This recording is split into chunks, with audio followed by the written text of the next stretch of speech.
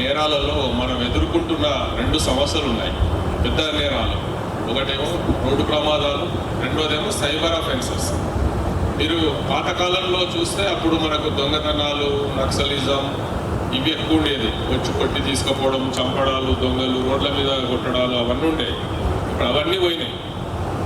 ఇప్పుడు మాత్రం మనకు రోడ్డు ప్రమాదాలు, సైబర్ అఫెన్సెస్. ఇప్పుడు మీ అందరికీ తెలుసు, మీ అందరికీ ఫోన్ కాల్స్ వస్తున్నాయా సైబర్ నేరస్తుల నుంచి?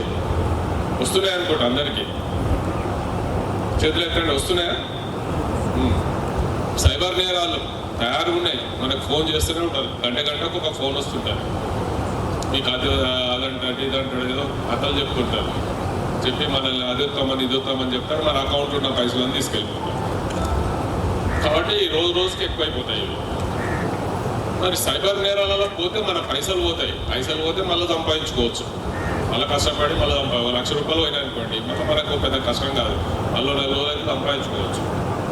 కానీ రోడ్ యాక్సిడెంట్లో ప్రాణం పోతే మాత్రం మళ్ళీ రాదు.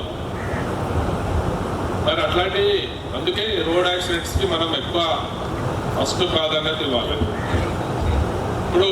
ఇప్పుడు మనందరం ప్రతి ఒక్కరు రోడ్ యాక్సిడెంట్స్ అంటే ఏదో వెహికల్స్ డ్రైవర్స్ కొరకే కాదని, రోడ్డు మీద వెళ్ళే ప్రతి ఒక్కరికి రోడ్డు ప్రమాదాలకు గురయ్యే అవకాశం ఉంది. నడుచుకుంటూ పోయే వాళ్ళు కూడా రోడ్డు ప్రమాదాలు జరగవచ్చు.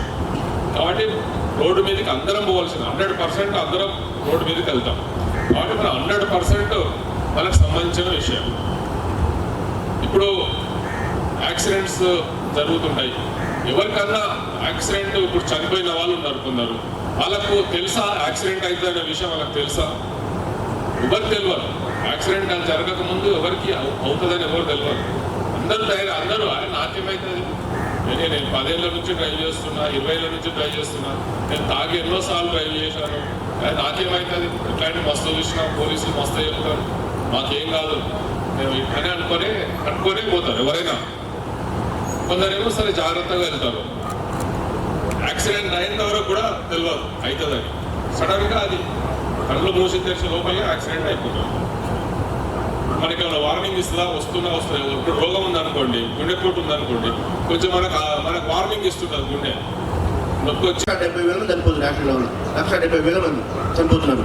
అట్లాగే రాష్ట్రంలో కూడా దాదాపు ఎవ్రీ ఇయర్ 7,000 మంది చనిపోతుంది. తెలంగాణలో 7,000 మంది చనిపోతున్నారు యావరేజ్గా ఎవ్రీ ఇయర్. అలాగే దాని డబుల్ అంటే 15,000 నుంచి 20,000 వరకు గాయపడుతున్నారు యాక్సిడెంట్ వల్ల. సో కాబట్టి మన జిల్లాలో కూడా 21 మండలాల్లో ఎవ్రీడే ఒక చనిపోతున్నారు. యావరేజ్గా ఒక చనిపోతున్నారు, 5 గాయపడుతున్నారు ఎవ్రీడే. మనం తెలియట్లేదు కానీ మన పక్కనే జరుగుతుంది యాక్సిడెంట్స్. సో దాని గురించి మనం ఇంకా గవర్నమెంట్ తీసుకోవడం జరిగింది. సో ఇది ముఖ్యంగా ఈ జరిగే యాక్సిడెంట్లు కూడా 80% 2 వీలర్ అవుతున్నాయి, 2 వీలర్తో అవుతుంది. ఎందుకంటే 2 వీలర్తో ర్యాష్ డ్రైవింగ్ చేయడము, లేకపోతే తాగి నడపడం ఇవన్నీ చేస్తున్నాం. దాంతో బాగా యాక్సిడెంట్ అవుతున్నాయి. సో దాంతోపాటు హెల్మెట్ లేకపోతే హెల్మెట్ లేకుండా ఏమైందంటే, హెల్మెట్ ఉంటే యాక్సిడెంట్ జరగకుండా ఆగదు, బట్ యాక్సిడెంట్ అయిన తర్వాత తలకు ఇంజురీ కాదు. తలకు ఇంజురీ కాకపోతే చిన్న చిన్న దెబ్బతోటి కాలు దెబ్బతోటి బయటపడతాం. కాబట్టి ఖచ్చితంగా ప్రతి ఒక్కరు హెల్మెట్ ధరించాలి, చాలా ఇంపార్టెంట్. సో హెల్మెట్ ధరించాలి. రీసెంట్గా మనం విలేజ్లో నందగోపురాలు విలేజ్ పోయాము. ఒక అతను 8 years ఉంటాడు. అతను 12 years నుంచి